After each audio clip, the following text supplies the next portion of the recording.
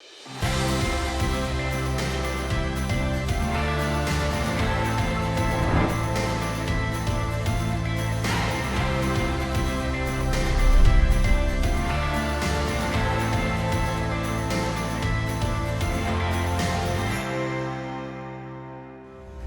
and welcome to the annual Coles Little Athletics Australia Hall of Fame Awards. As has been the case with so many major events in the last 12 months, unfortunately we're unable to get together physically to celebrate this year's Coles Little Athletics achievers. But we were determined to come together as an organisation and celebrate the achievements and contributions of our 2020 Coles Little Athletics Australia honorees. Our award recipients span 3 generations of service, excellence, commitment and genuine love for little athletics, and it's a privilege to recognise and thank them formally. First up, we head to New South Wales for a presentation of the Coles Little Athletics Australia Achievers Award. This year's Achievers Award is presented to a former Cherrybrook Little Athletics member who has achieved success in a non-sporting related endeavour. The recipient is an international success story, a talented high, long and triple jumper who was able to conquer a life-threatening illness and pursue a successful modelling career while also studying journalism. The winner of the 2020 Coles Little Athletics Australia Achievers Award is Amy Pekovich. Amy, congratulations. Before we talk about your career and achievements, what are some of your earliest and fondest memories of little athletics? Thanks so much. It's really exciting to be inducted this year. And gosh, my earliest memory would have to be looking forward to Little Athletics every Friday night. So it was always the Friday nights for us. It wasn't the Saturday mornings. Mum driving us all out to Little Athletics was always interesting. She'd be, driving along and we'd be chatting along in the back, getting excited and looking forward to racing. And oh gosh, I'm trying to remember as well, even the like regional carnivals and state carnivals and just all the friends you'd make and how it was just like this really fun competitive environment, but no one really, so young that no one really took it too seriously. But then it was nice being able to build those friendships and relationships as we got older and then carrying it into our senior years. So how did you get started in the sport? Did you already have an interest in athletics or were you just a sporty, high energy kid? I actually started when I was about 10, and my primary school PE teacher was putting together the track and field team for regionals or zone. And she was like, oh yeah, you're tall and kind of lanky, you'd be good at high jump. So off I went to all these carnivals, made it to regionals, one state came, it was equal first and then third on countback. We broke the state record when I was 10, and then I would just sort of stuck to it ever since. But I was also a very high energy kid, extremely high energy. So Mum was very excited once I kind of found my little passion that she could just throw me off and I could exert all my energy finally. So. Talk to us about young Amy. What sort of kid were you and what advice would you give to a young athlete these days? So I was also a very competitive child. As much as I was a terror to my mum and constantly running around, I was also very competitive, especially when competing. I was very off the track. I was in my own world, but as soon as my name was called or the gun went off, it was just straight up focus. That's just how I've always been. And advice, I would say, never take yourself too seriously. You have to have fun with it, because I've kind of found during my career that I would begin to take it too seriously and then I would start to resent the sport, and I hated training, I hated doing it. But then once you fall in love with it, it's just something you want to do all the time. So I think it's just about having fun all the time. How was it competing internationally for Australia? Well, competing internationally for Australia was possibly the highlight of my life to this date. It was the most exhilarating. It was so much fun. I learnt a lot about, myself, my teammates and managers, how to conduct yourself and hold yourself at competitions. I learnt everything from nutrition to even picking up on ways that my teammates were training. You kind of pick up their habits and their good habits and how you want to be able to improve yourself. And even just, especially when I competed at World Youth in 2009, being a silver medalist there, it was just, to this day, sometimes I still cry about it because I just couldn't believe that I was also the only silver medalist, or the only medalist on that team. And that in that moment, I have never been so proud of myself. And I feel like you have to be able to, be proud within yourself, because sometimes I feel like in society, people try to bring you down a lot and you kind of feel guilty if you're proud of yourself. I mean, I've had that quite a few times. And just in that moment, I was like, I've worked so hard for this. I have executed exactly what I wanted to do. And I was just so proud. So fast forward to 2020 and you're one of the country's best known and most successful models. Yet you still have these athletic ambitions. What are you training for and how are preparations going? Well, wow, one of the top models. Thank you. Gosh, yes, I still have athletics ambitions. I was hoping for Tokyo, but that's actually more in triple jump now than high jump. So I had a bit of a knee injury a few years ago, and it's just kind of been a niggle ever since. And preparations are going good. They're okay. I mean, COVID's kind of impacted a lot of it with, yeah, my training, my ability to train, and even my mental space. To be honest, it's been pretty difficult trying to stay motivated, training with a pot plant, doing squats, yeah, with a pot plant, and just trying to find ways around my apartment to train. This was early last year. But kind of hoping I'm on track. If not, then that's just the way it was supposed to be. And there's more competitions later on. So I guess you kind of got to just take it as it comes. And if it happens, you can't let it defeat you. You just keep going. I read that you said somewhere when you're modelling, it's more like acting, and that you're truly yourself when you're training or competing. Does athletics still make you feel that way? I remember saying that quote.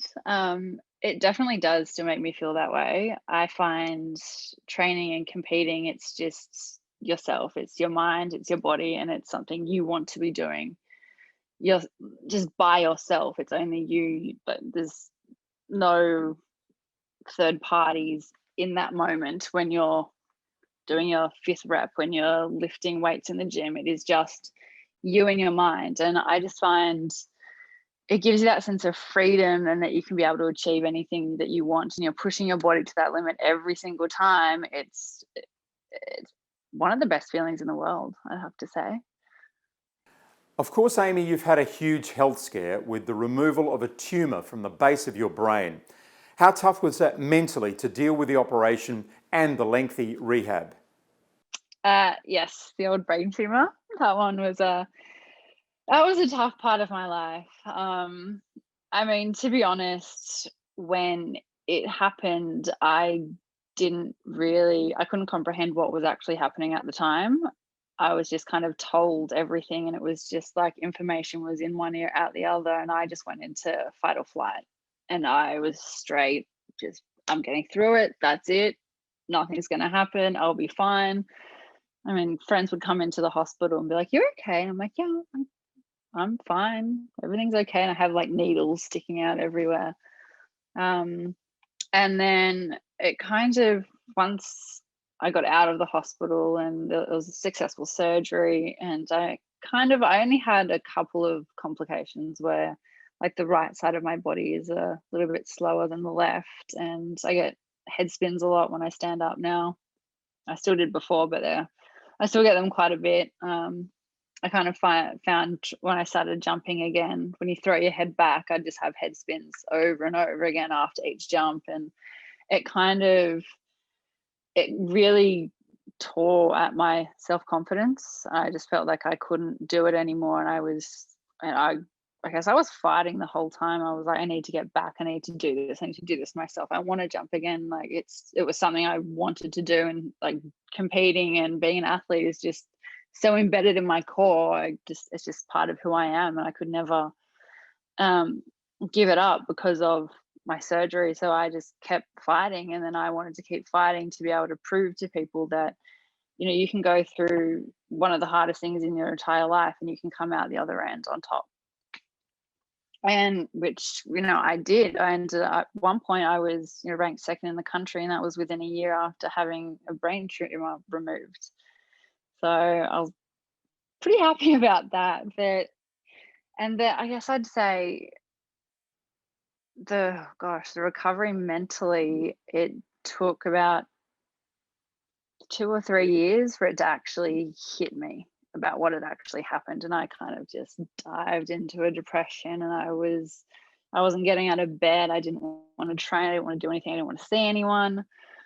And I kind of had to obviously see people for that, talk to friends, family, kind of let everyone know what was going on, because I kind of close off when I start to feel too many emotions. And then I kind of pushed through that. I guess I had a bit of a break for a year or so from training, and then I slowly started to, go to the track again, and I just kept chipping away, and then I fell in love with the sport again, because eventually I hated it. I didn't believe I could do it anymore. But then, especially my mom's the best. She was kind of always there, just pushing me, saying like, it's okay, you'll get there. Because I was getting really frustrated that I wasn't getting anywhere. It was just kind of like it just felt like I was locked in a room with no way out, just running around in circles.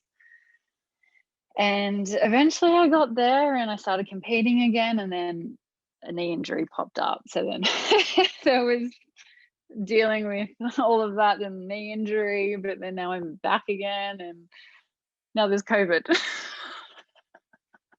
Amy, you are truly a worthy recipient of the Coles Little Athletics Australia Achievers Award. Congratulations. Is there anyone else you'd like to thank? Love to thank my mum. My mum and my family have honestly been the biggest support. My mum has been trackside at every single competition since I was 10 years old.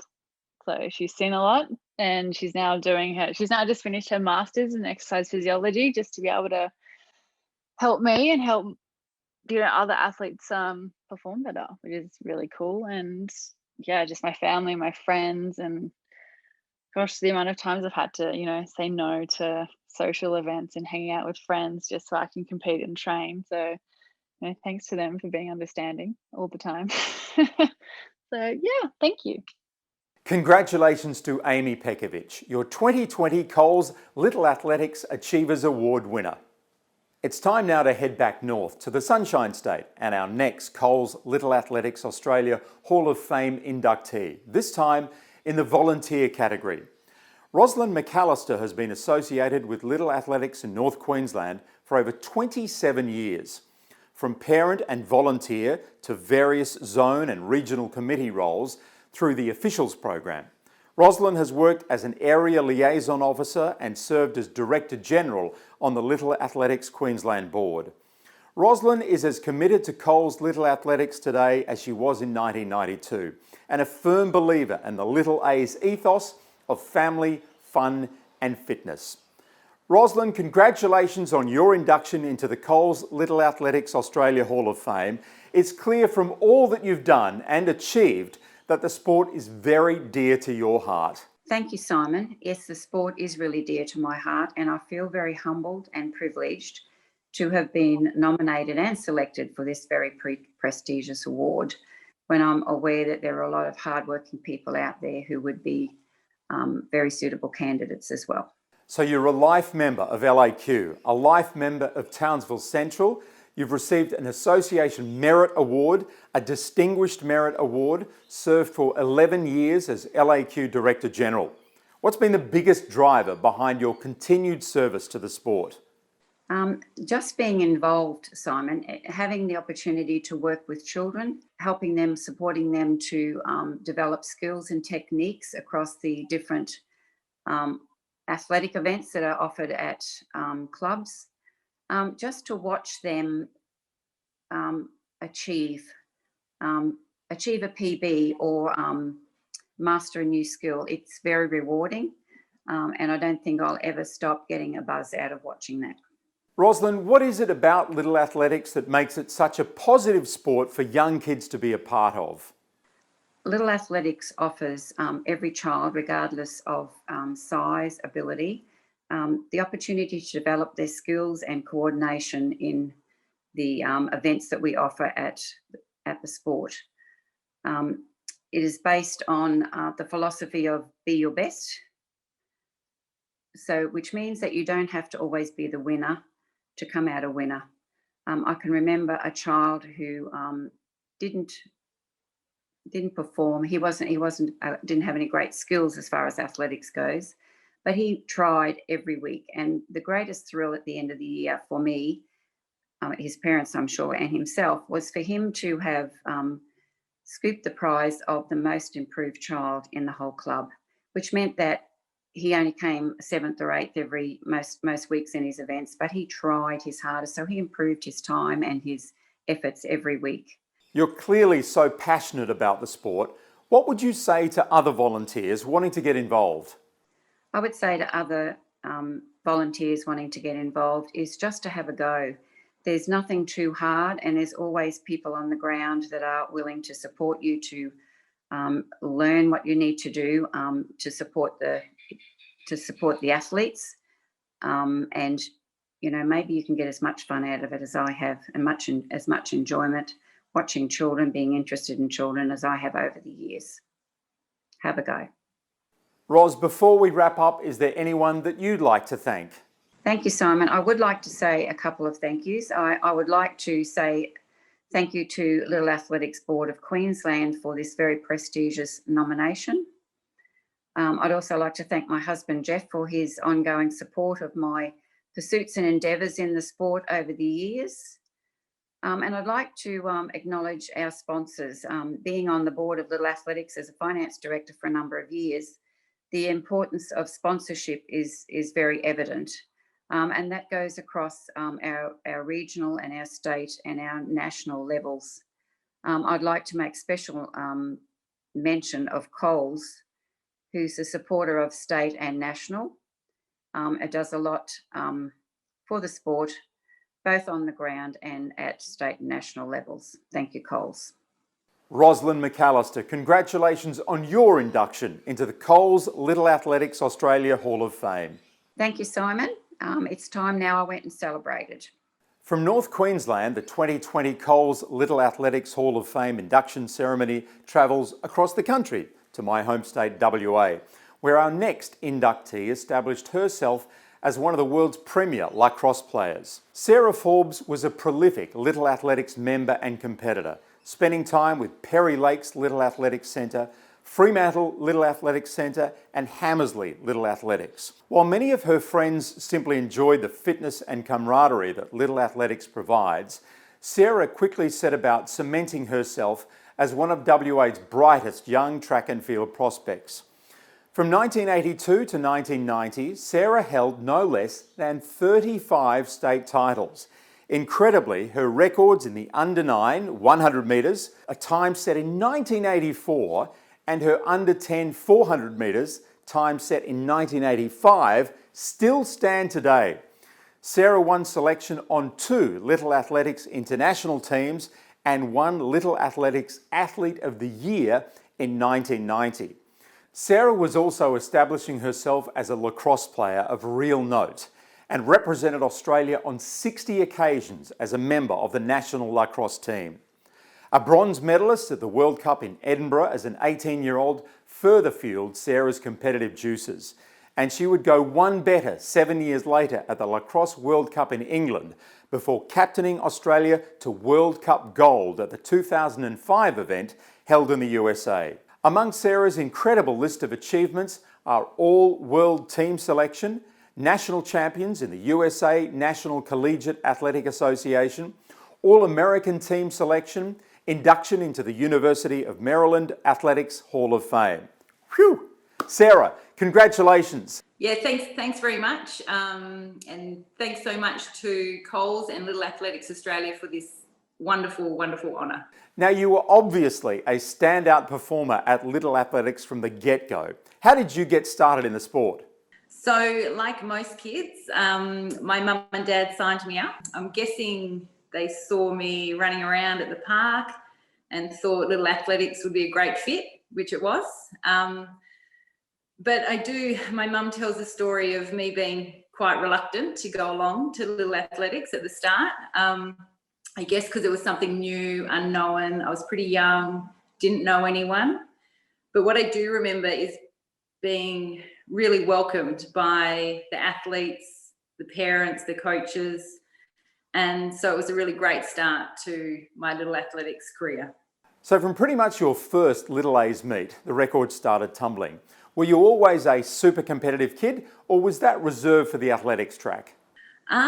I don't remember being really super like white line, win at all costs competitive, but I guess what I do remember, and this is 40 years ago, is always loving sport. So I love training.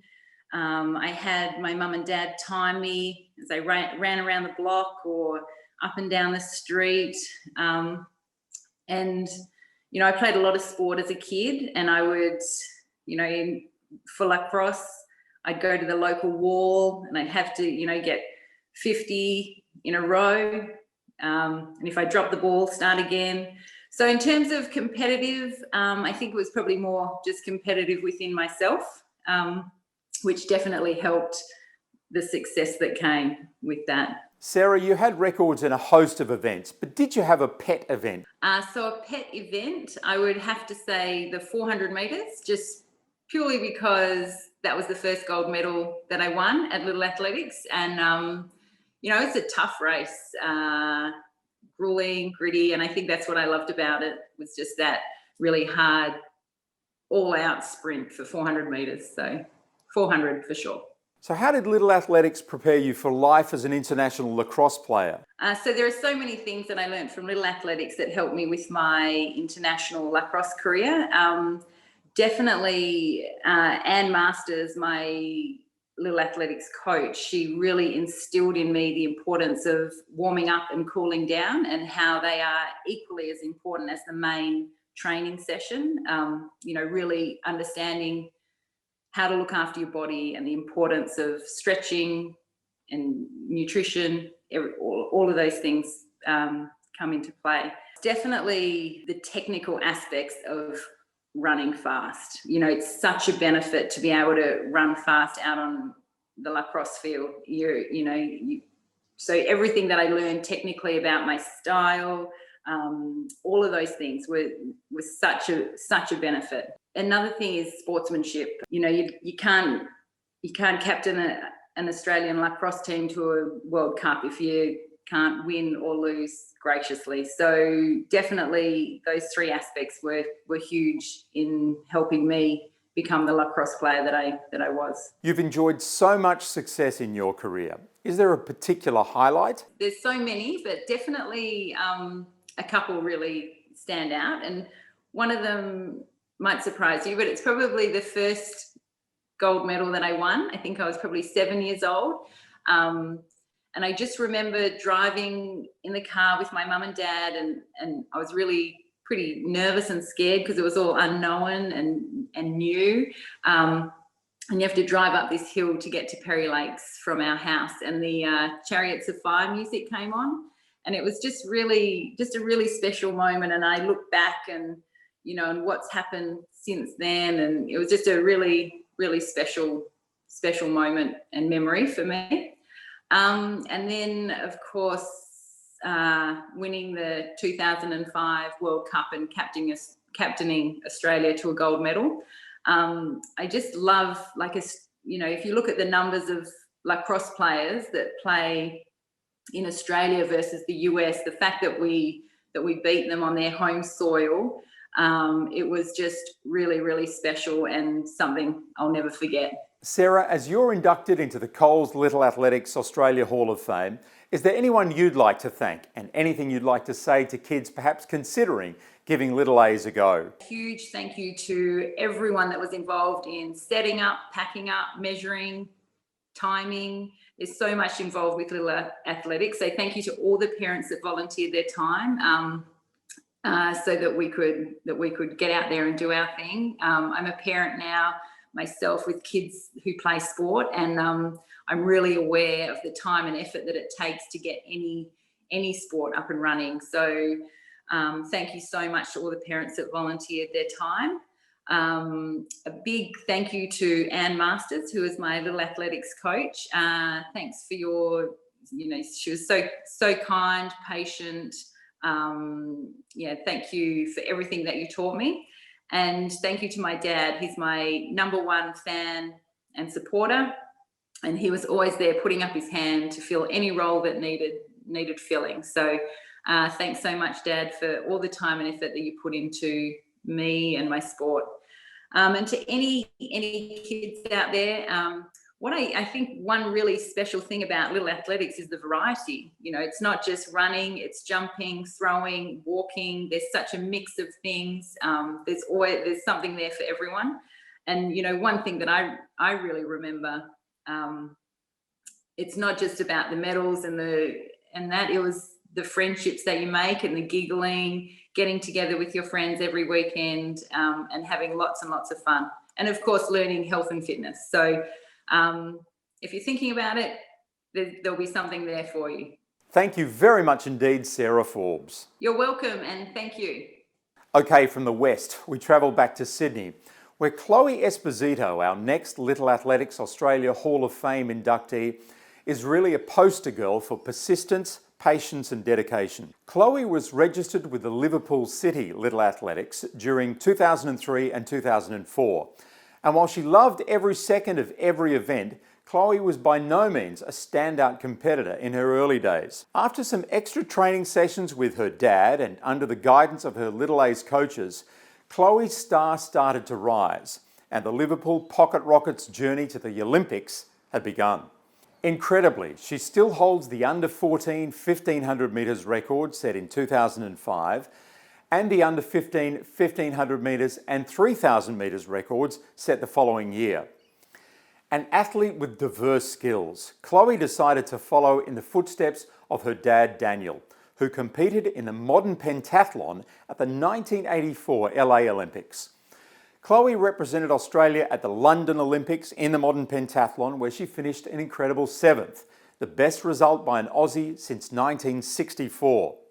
4 years later, and with her brother Max also representing the Aussies in the men's pentathlon, Chloe upset the event favourites to claim the gold medal at the Rio Olympics in 2016. Gold in the modern pentathlon Union World Cup cemented Chloe's place as the #1 pentathlete on the planet. Awarded the Order of Australia Medal for her contribution to the sport in 2017, Chloe is determined to once again compete for Olympic gold at the Paris Games in 2024. So, it gives me great pleasure to welcome our latest Little Athletics Australia Hall of Fame inductee, Chloe Esposito. Hi, Simon and everyone. Thank you so much. I'm so excited, and it is a great honour to be inducted to the Coles Little Athletics Hall of Fame. Chloe, you previously mentioned that while you loved running at school and Little Athletics, winning didn't come easy for you. No, winning definitely didn't come easy for me. All during school and high school, I wasn't the one to always win the athletics carnivals or even at Little Athletics. I didn't win all the races. Sprinting, I was terrible at. I was all right at the longer distances, but still there was always people for me to chase. And that's why a lot of people think it sounds really silly when I say I don't have a lot of natural talent. I just have to work really hard at what I do. But I remember in Little Athletics, my sister, I think still to this day at Liverpool Athletics, she still has a few records which I wasn't able to catch or beat. Were you driven and inspired by the fact that your dad was an Olympian? Was it something that really motivated you to train harder? Definitely. It was my dad that got me into pentathlon. As I started sport from a young age, and my parents got me into Little Athletics, swimming, but it wasn't until I was about 10 years old that I found out about my dad's Olympic journey, because he's very modest and he doesn't really like talking about himself. So I remember when I was 10 years old, Dad pulled up this big suitcase from the garage and it had Australia written across it, and it had all his Olympic memorabilia in it. So it had his fencing outfit, his running outfit, his swimmers. And I remember my sister and I trying on his fencing uniform and his mask and sort of fencing one another. And this is the first time he told my sister and I about his Olympic journey. And from that day, I said to myself, I want to represent Australia one day at an Olympic Games for modern pentathlon. So it was definitely my dad that got me into it. And I knew, and also, so having him as a coach definitely motivated me more and pushed me a lot more. He knew which buttons to push, and I wouldn't have been able to get the results without him. I'm guessing your dad would have been well versed in little athletics. Did he introduce you to the sport? Yes, Dad definitely got my brother, sister and I into little athletics. We always loved from a young age running, and Dad would always take us running. And when he was quite fit, he still is fit, but back then he was a lot fitter, and he'd take us for running sessions. And then one day he said, why don't you join little athletics, the little athletics club down the road at Liverpool? And we all jumped on that straight away and said, oh, why not? And loved it from the first day. Every Friday night we were there as soon as the gun went off. And then pretty much until the end, because I remember the 3K was always at the end of the night. So we were always there till one of the few last people there. Incredibly, your brother Max, the third member of your family to represent Australia at an Olympic Games. Were you both super competitive growing up? We weren't really competitive. It was more, although my sister, which not many people know, also did pentathlon. She was the one who I was more competitive with, and I'd always get so jealous because she used to smash me in the 1500, in the 3K, where my brother and I think because he used to verse the boys and I was against the girls, he'd push me a lot. Of course, my sister pushed me as well, but it was always someone to chase my brother, and I wasn't really upset if he beat me because I knew he'd be stronger than me, but it was more my sister. I remember one day we went down to Liverpool Little Athletics, and it wasn't an athletics night. It was, I think, maybe a Saturday morning to do a training session because the oval was open. And we had to do a set, I think it was 10 400s. And my sister would beat me every single 400. And she's 2 years younger than me. And I remember at the end of the day, I would just got off the track and I was crying. And Dad said to me, don't worry, because she's naturally talented at running. She's really good. And he's like, don't worry about it. You just got to worry about yourself, focus on yourself, and you'll be fine. But it was more my sister and I, not my brother. Chloe, tell us what it was like winning that gold medal at the 2016 Rio Olympics. Winning gold was, I don't know how to describe it because it's like all the emotions you can imagine. I was happy, I was sad, obviously like tears of joy, relieved. It was just the most special and most amazing experience of my life, especially because I had my dad, who's my coach there. My grandfather was there, who used to coach me as well. My grandmother, my mum, my husband, my sister, my brother, everyone. And also there were people at home too that had been through the journey with me. But just the people that were there was so special. And going in towards that finish line and seeing them up in the stadium, that just pushed me on that last 100 meters. And it was just, incredible. And it took a while for it to sink in. I'm talking maybe like over a year, maybe almost 2 years to realize what I had actually did. At first, when I crossed the line, I was like, oh my goodness, this is amazing. But 2 years to realize, what had actually sort of happened and how big it actually was. Chloe, a big congratulations on your induction into the Coles Little Athletics Australia Hall of Fame. Is there anything you'd like to say or anyone you'd like to thank? I'd like to say to all the little kids at Little Athletics, follow your dreams. And like myself, you don't have to be naturally talented. If you work really, really, really hard, anything is possible. And if you do those little 1%ers that no one else is doing, you can achieve anything. And I'd like to give a big shout and a big, big thank you to Liverpool Little Athletics, because that's basically where my career started. And I started competing in national competitions and state level competitions. So I can't thank them enough. And I absolutely loved every Friday night going down to Little A's at Liverpool. Congratulations again, Chloe Esposito. Thanks so much, Simon, and everyone. It means so much to me. From New South Wales, we are back to Victoria, where Gwen Timmons is our next Coles Little Athletics Australia Hall of Fame inductee. Recognised for her service as a volunteer dating back to 1985, when her daughter Carol first joined the Essendon Little Athletics Centre. Gwen has played a role at almost every level, from club to region and right through to state. After 33 years of loyal service, you could be forgiven for thinking that Gwen might enjoy a break, some time to herself, but that couldn't be further from the truth. Gwen is as committed and dedicated today as she was when she took on the role of treasurer at Royal Ascot Little Athletics Club in 1986. She is the current Secretary of ELAC, the President of the Northern Metropolitan Region, and official announcer at most state championship events. But possibly Gwen's greatest legacy is the example she set in terms of her dedication to her sport through volunteering. Gwen is the volunteer yardstick in little athletics against which other volunteers are measured. Gwen's honours include Life Member Royal Ascot 1990, Life Member Essendon Centre 1992-93, VLAA Distinguished Service Award 1996, Life Governor of VLAA 2005. 2010 won the Spirit of Moonee Valley Community Award for contribution to sports with Carol. Please give this incredible volunteer a big cheer from your lounge room or the clubhouse wherever you are. Our Coles Little Athletics Australia Hall of Fame volunteer inductee, Gwen Timmons. Gwen, a huge congratulations. What does this accolade mean to you? It was a very big surprise when I was told about it because I never expected anything like this. Just what is it about little athletics that has made you give so selflessly for so long? Well, my daughter started when she was under 10 and it was a family affair. And she's still doing different things down at Little Ats as well. So it's the both of us. I read that you've never been afraid to pull a latte-sipping parent into line, yet you speak with a very kind authority. Would you agree with that?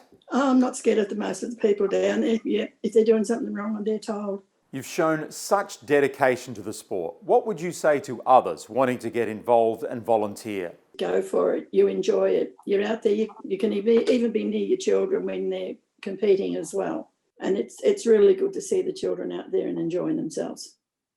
Now, I'm sure there are a few people that you'd like to give a special mention to.